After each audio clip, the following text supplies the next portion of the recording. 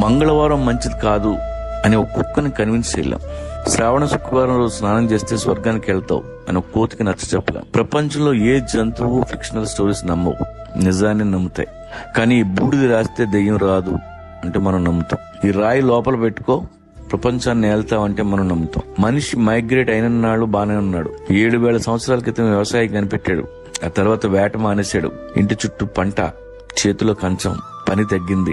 అక్కడి నుంచి అన్ని దరిద్రాలు చుట్టుకున్నాయి. తర్వాత దేవుడు పుట్టాడు, మతం పుట్టింది, బిలీఫ్ సిస్టమ్స్ తయారయ్యాయి. వాటి మధ్య పెరిగాం. క్వశ్చన్ చేసే ధైర్యం లేదు. నలుగురితో నారాయణ, గుంపుతో గోవింద.